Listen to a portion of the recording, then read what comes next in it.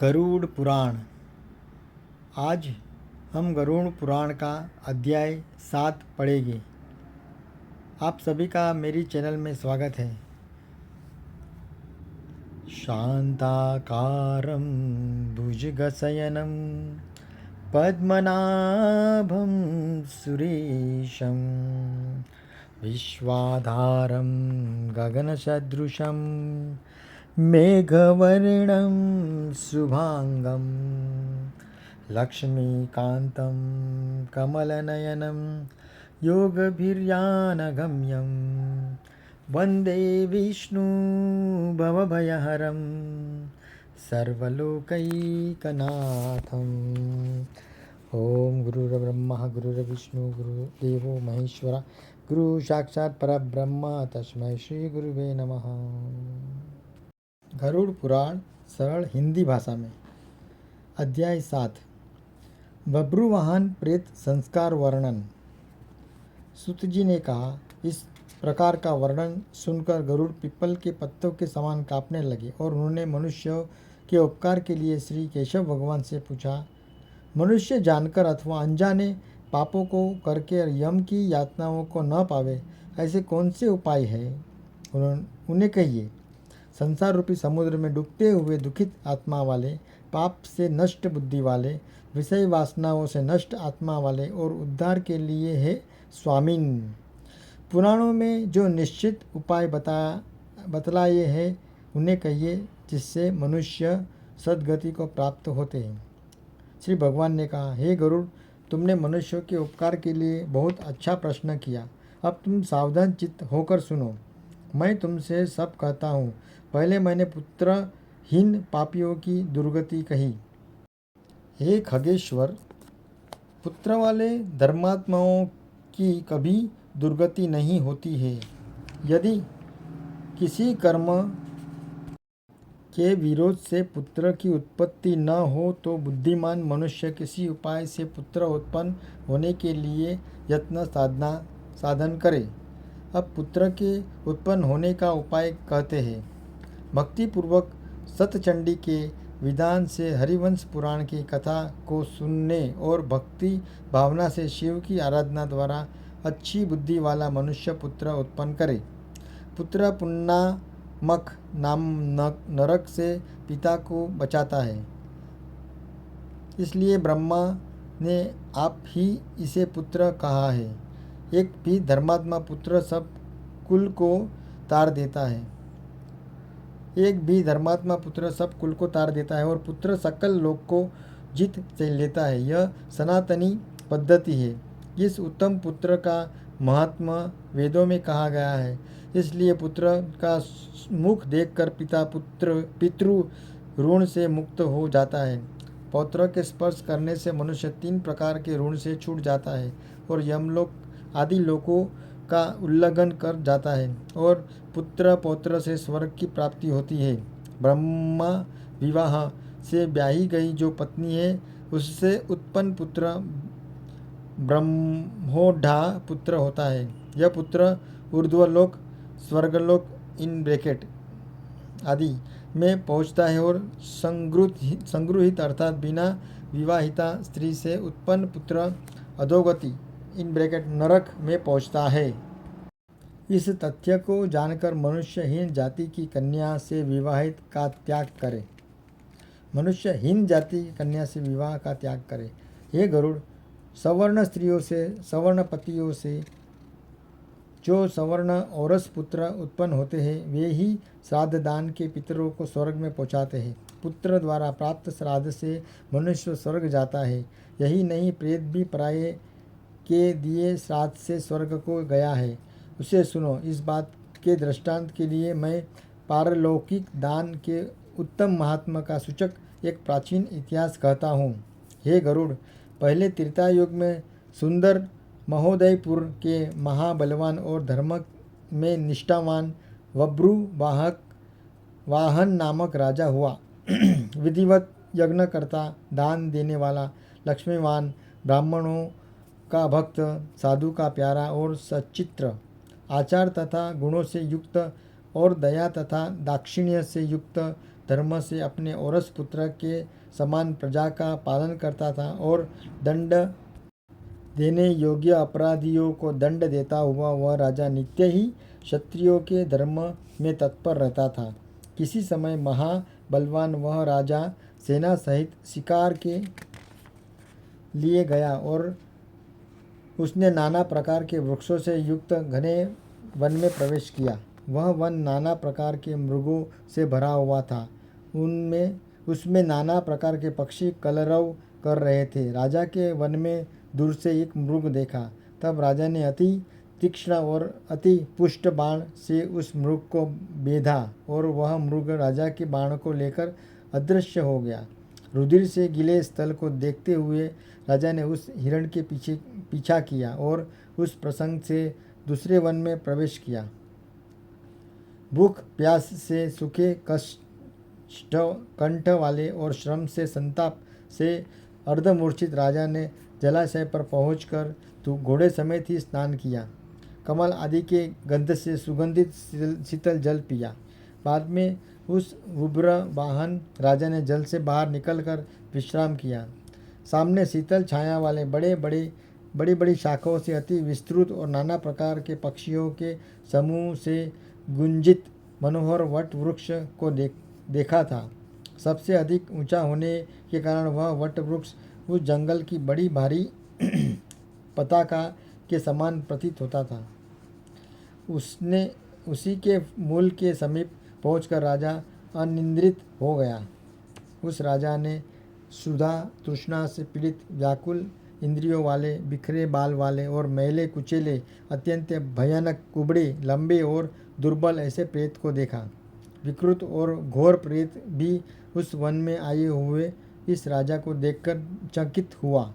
वह प्रेत भी उत्कंठित मन से राजा के समीप आया और हे गरुड़ प्रेतराज उस समय राजा से बोला कि हे राजन, आपके दर्शन रूपी मिलन से मैंने प्रेत भाव छोड़ा और परम गति को प्राप्त हुआ। हे महाबाहो, आपके संयोग से आज मैं अति धन्य हुआ हूँ। राजा ने कहा, हे प्रेत, यह कृष्ण वर्ण बड़ा भयानक मुख और घोर दर्शन, ऐसा बड़ा अमंगल प्रेतत्व तुमने किस कर्म के परिणाम से पाया है? हे तात, तुम मुझसे इस प्रेतत्व का सब कारण कहो। तुम कौन हो? किस काम से तुम्हारा प्रेतत्व दूर होगा? प्रेत ने जवाब दिया कि हे राजा श्रेष्ठ, मैं तुमसे आदि से अंत तक सब कहता हूँ और मेरे प्रेतत्व का कारण सुनकर तुम मुझ पर दया करने योग्य हो। सब संपत्तियों से पूर्ण वैदिश नामक का एक नगर है जो अनेक प्रकार के जनपदों तथा रत्नों से परिपूर्ण है। भवनों और प्रसादों की शोभा से संयुक्त है और नाना प्रकार के स्तोत्र स्मार्त्र आदि धर्म से युक्त है। हे तात, तुम पूर्व में देवताओं का पूजन करता हुआ मैं निवास करता था। मैं वैश्य जाति का हूँ। मेरा नाम सुदेव है। हविष्यान्न से देवताओं को और काव्यान पिंडदान इन ब्रैकेट से पितरों को संतुष्ट करता था। नाना प्रकार के और दानों से मैं ब्राह्मणों को संतुष्ट किया है और दीन अंधे तथा पंगु मनुष्यों को मैंने अनेक प्रकार से अन्न दिया। हे राजन, वह सब मेरा सुकर्म देवयोग से निष्फल हो गया। जिस प्रकार मेरा सुकृत निष्फल हो गया उसे मैं कहता हूँ। मुझे संतति मित्र बांधव आदि ऐसा कोई नहीं है जो मेरी और्ध्ववेहिक क्रिया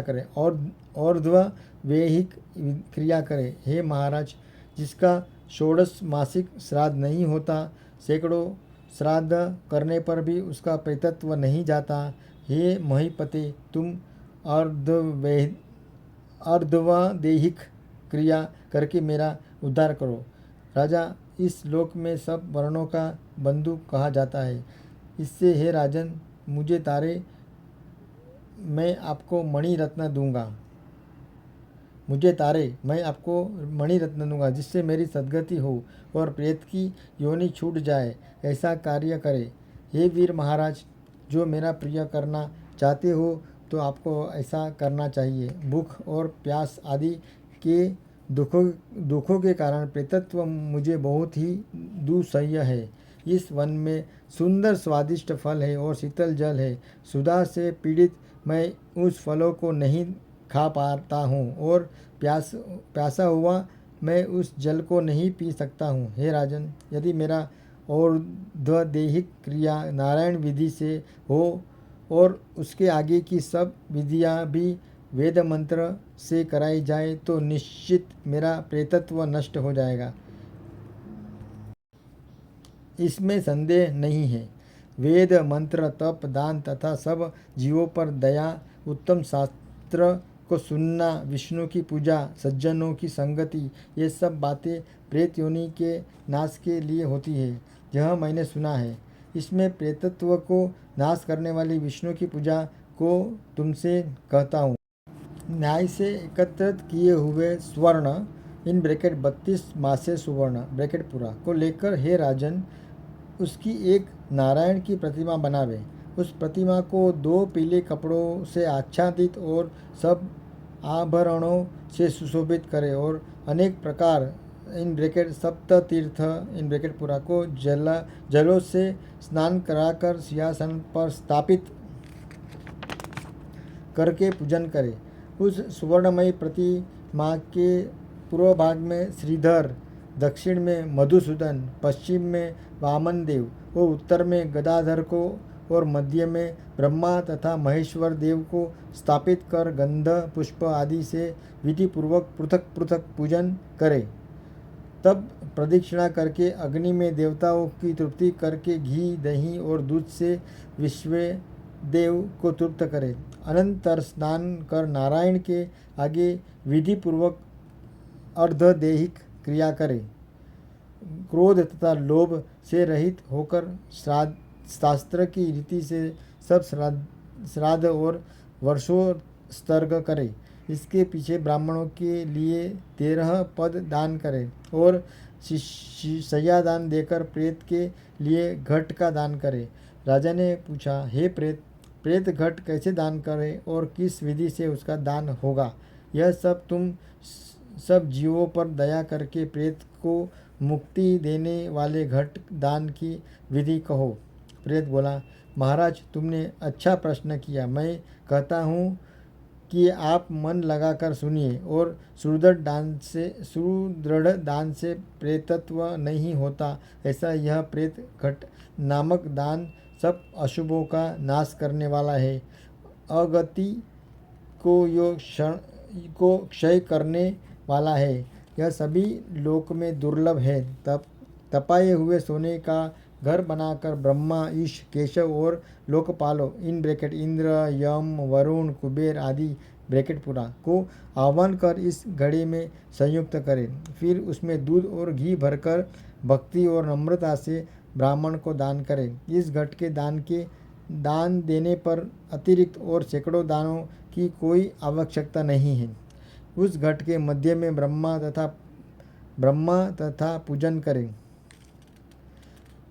पूर्व आदि दिशाओं में और घट के कंठ में क्रम से लोकपालों का पूजन करें। हे राजन, धूप, फल आदि चंदन से विधि पूर्वक पूजन करके दूध और घी समेत उस सोने के घट को दान करना चाहिए।